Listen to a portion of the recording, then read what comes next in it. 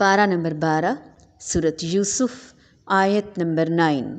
اعوذ باللہ من الشیطان الرجیم اقتلوا یوسف او اطرحوه ارضا یخل لکم وجہ ابیکم وتکونوا من بعدہ قوما صالحین۔ اقتلوا یوسف او اطرحوه ارضا یخل لکم وجہ ابیکم وَتَكُونُوا مِن بَعْدِهِ قَوْمًا صَالِحِينَ۔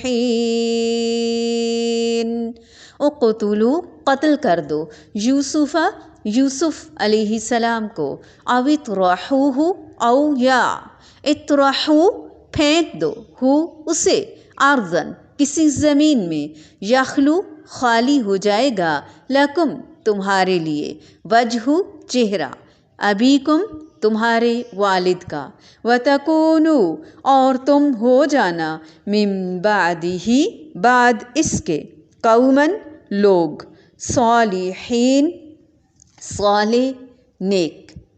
یوسف کو تو بس مار ہی ڈالو یا اسے کسی نامعلوم جگہ پھینک دو کہ تمہارے والد کا رخ صرف تمہاری طرف ہی ہو جائے، اس کے بعد تم نیک ہو جانا۔ اللہ اللہ خیر صلاح، غلطی کر لو، ضلال کر لو، بھٹک جاؤ، بھول جاؤ، یہ ان کے ذوم کے مطابق باپ سے یوسف علیہ السلام اور بنیامین سے زیادہ محبت کی صورت میں وہ سمجھتے تھے کہ یہ بھٹکنا ہے، یہ بھولنا ہے، یہ ضلالت ہے، لہٰذا اس کے نتیجے میں ہم یوسف علیہ السلام کو قتل کر ڈالتے ہیں اور پھر توبہ کر لیں گے اور سب کچھ ٹھیک ہو جائے گا، قتل کرنے کے بعد ہم نیک بن جائیں گے۔ یہ جو بات ہے نا، بعد میں نیک ہو جانے والی ہر بدی سجھاتے ہوئے شیطان اور نفس انسان یہی حیلہ اختیار کرواتا ہے۔ جب ضمیر اور نفس لوامہ کا سامنا ہوتا ہے، یہی تسلی دی جاتی ہے کہ بس اس مرتبہ ایک بار اور کر لو، اس کے بعد تو سچی ہی توبہ ہے، یہ آخری ہی گناہ ہے۔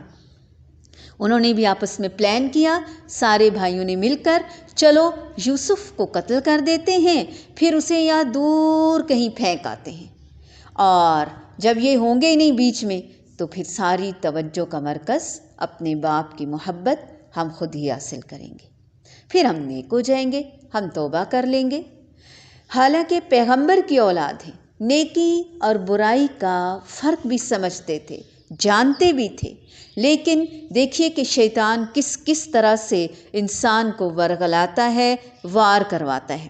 کوئی شخص کتنا بھی نیک کیوں نہ ہو جائے، کتنا ہی اچھا کیوں نہ ہو، شیطان سے کبھی بھی محفوظ نہیں، شیطان کسی وقت بھی اسے پھسلا سکتا ہے۔ اس لیے ہمیشہ اللہ تعالیٰ کی پناہ مانگتے رہنا چاہیے، حفاظت کی دعائیں کرتے رہنا چاہیے، اور یہ جو بات ہے نا کہ پھر نیک ہو جائیں گے، ضروری نہیں کہ اللہ سبحانہ و تعالیٰ بخش بھی دے، اور ضروری نہیں کہ دوبارہ ہمیں زندگی اتنا موقع بھی دے سنبھلنے کا۔ قرآن مجید میں آتا ہے یغفر لمن یشاء، وہ جسے چاہتا ہے بخشتا ہے۔ اگر گناہ ہی اس نیت پر کرتے چلے جائیں کہ پھر بعد میں کر لیں تو پھر گناہ کے ڈر سے گنہگار گناہ نہیں کرتا، گناہ سے بچتا ہے، تبھی تو وہ صالح کہلاتا ہے۔ جو ہر گناہ کے پکڑ میں آ جائے، لپیٹ میں آ جائے، پھر وہ گنہگار بن جاتا ہے۔ تو اللہ تعالیٰ جس کو چاہتا ہے اس پہ رحم فرماتا ہے، اس لیے کبھی بھی انسان کو اس توقع سے کہ ہماری بخشش ہو جائے گی، گناہ پر گناہ نہیں کرتے چلے جانا چاہیے، گناہوں سے ڈرنا چاہیے، رو رو کر اللہ تعالیٰ سے دعا مانگنی چاہیے، اللہ تعالیٰ اس کو ہمارے اندر سے دور کر دے۔ اور پھر یہاں یہ بات بھی سمجھ آ رہی ہے کہ حسد کتنی بری چیز ہے، خوری رشتہ ہے، اور پھر بھی رحم نہیں آپس میں، خود پسندی ہے، انا ہے، ذات کی محبت ہے کہ ہمیں کیوں نہیں اتنا چاہا جا رہا، ہماری اہمیت کیوں کم ہو گئی یوسف کی وجہ سے۔ اس بات سے ضد میں آ گئے، حالانکہ یوسف علیہ السلام کا کوئی قصور بھی نہیں تھا، یہ بس ان کی خداداد صلاحیتیں تھیں جن سے وہ جیلس ہو رہے تھے، اور اللہ تعالیٰ کی طرف سے اچھا اخلاق اور نیکی کے مواقع سے فائدہ اٹھانا کہ جس کی وجہ سے وہ باپ کے محبوب بن گئے۔ بعض اوقات ہم کسی کو الزام دیتے ہیں کہ فلاں فلاں کو بڑی اہمیت مل رہی ہے، یہ کبھی نہیں سوچا کہ ان کو اہمیت کس وجہ سے ملی ہے۔ ہو سکتا ہے وہ ہم سے اچھے ہوں، بہتر ہوں، اخلاق میں، کردار میں، رویے میں، محنت میں، ذہانت میں۔ بچوں میں سے بھی ایک دوسرے کے ساتھ مقابلہ ہوتا ہے، اچھے اخلاق کی وجہ سے کسی کو زیادہ اہمیت ہوتی ہے، ماں باپ کی آنکھوں کا تارا بن جاتا ہے۔ یہ سب کے ساتھ تجربہ ہوا ہوگا کہ بہن بھائیوں میں سے بھی کن سے زیادہ ماں باپ قریب ہوتے ہیں، کن کے ساتھ زیادہ محبت ہوتی ہے، ایک دوسرے کے ساتھ مشکل وقت میں کون کام آتا ہے، جو آپ کو پوچھتے بھی نہیں، آہستہ آہستہ آپ کی نگاہوں سے اوجھل ہوتے چلے جاتے ہیں، یہاں تک کہ آپ کے دھیان سے بھی اتر جاتے ہیں۔ تو حسد یہ انسان کے ایمان کے منافی ہے۔ نبی کریم صلی اللہ علیہ وآلہ وسلم نے فرمایا، کسی بندے کے دل میں ایمان اور حسد دو چیزیں کبھی بھی اکٹھی نہیں ہو سکتی۔ حسد ایک بیماری ہے، ڈیزیز آف دا ہارٹ۔ رسول اللہ صلی اللہ علیہ وآلہ وسلم نے فرمایا، تم سے پہلے کی امتوں کی بیماری تمہارے اندر سرایت کر گئی ہے، اور وہ بیماری حسد اور بغض ہے، جو مونڈ دینے والی ہے۔ اس سے مراد بالوں کو مونڈنا نہیں، دین کو مونڈنا ہے۔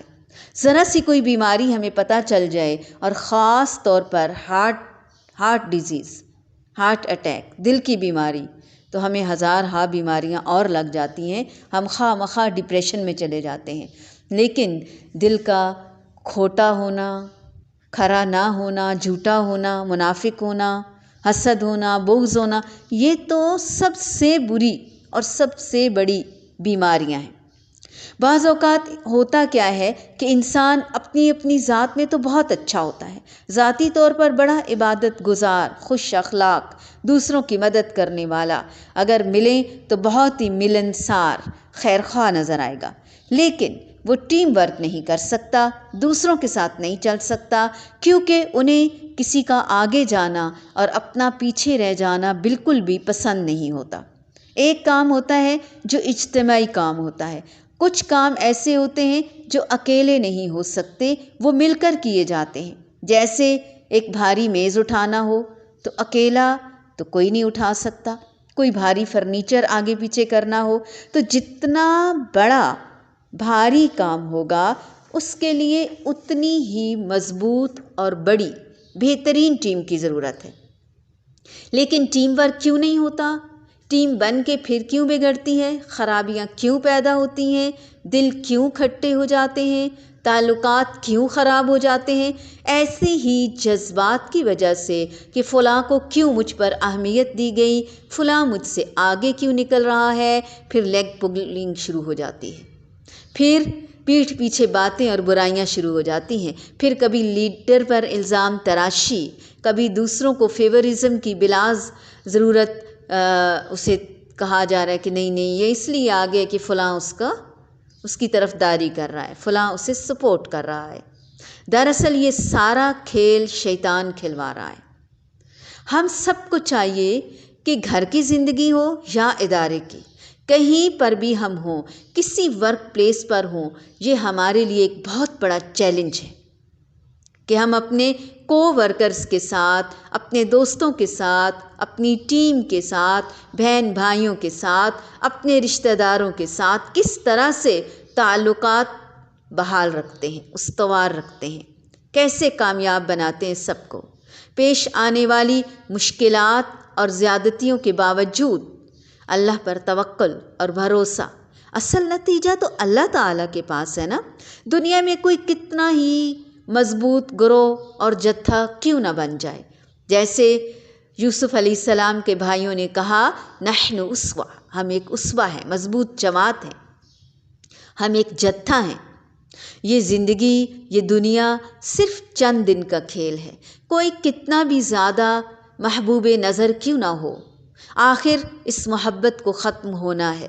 کوئی کتنا بھی زیادہ مالدار ہو جائے، اس مال کو ختم ہونا ہی ہے۔ کوئی کتنا ہی زیادہ صحت مند ہو جائے، ایک نہ ایک دن اسے بیمار ہونا ہے، دنیا سے جانا ہی ہے۔ کتنی بڑی سے بڑی نعمتیں بھی کسی کے پاس ہوں، سب کچھ ختم ہو جانے والا ہے۔ تو ایسی نعمتیں جو سب سے ختم ہو جائیں گی، ان کی بنا پر کسی سے حسد کیوں کیا جائے؟ اور پھر یہ بھی کہ وہ اللہ کی تقسیم ہے، اللہ تعالیٰ نے اس کو دیا ہے، جس اللہ نے اس کو دیا ہے وہ مجھے نہیں دے سکتا؟ اللہ سے اس کا فضل کیوں نہ مانگے ہم؟ تو جو لوگ دنیا میں کچھ کرنا چاہتے ہیں، اپنے آپ کو ان مذموم قسم کے جذبات سے اوپر اٹھائیں۔ حسد، بغض، نفرت، غیبت، کینہ، خود پسندی، سب چیزوں کو ہٹا دیں۔ جیسے جہاز اوپر کو اٹھتا ہے نا، بادلوں سے بھی اوپر چلا جاتا ہے۔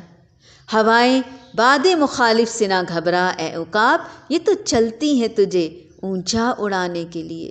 پھر زمین اور زمین کی سطح سے کہیں ہزارہا فیٹ کی بلندی، کتنا سموتھ، کتنا سکون، کیسے آنکھیں بند کر کے انسان خلاؤں میں اور ہواؤں میں لیٹ جاتا ہے، سو جاتا ہے۔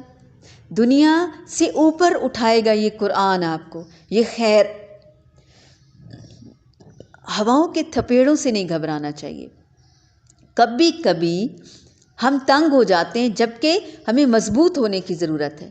یہ مخالفتیں ہمیں سٹرونگ کرتی ہیں، ہمیں میچیور بناتی ہیں، ہمیں اوپر اٹھاتی ہیں۔ اللہ اکبر! ہم بھی تو اوپر اٹھنا چاہتے ہیں، قابل بنانا ہوگا خود کو، مقصد کو بڑا کرنا ہوگا اور اپنے مقصد پر نظر رکھنی ہوگی، کبھی بد دل نہیں ہونا، اپنے مقصد سے نہیں ہٹنا، کیونکہ انسان کمزور ہے، چھوٹی سی چیز سے بڑی بڑی رکاوٹیں کھڑی کر لیتا ہے۔ دنیا میں اللہ تعالیٰ نے آزمانا تو ہے ہی، جب رکاوٹیں آنی ہی ہیں تو پھر بہادر بننا ہے، اسٹرانگ بننا ہے، مضبوط بنانا ہے اور زور لگانا ہے۔ فیصلہ ہمارے ہاتھ میں ہے، ہم زور لگاتے ہیں، کوشش کرتے ہیں، یا پھر گر جاتے ہیں، حسد میں پڑ جاتے ہیں۔ انجام بہت برا ہے حسد کا۔ اقتلوا یوسف او اطرحوه ارضا یخل لکم وجہ ابیکم وتكونوا من بعده قوما صالحين۔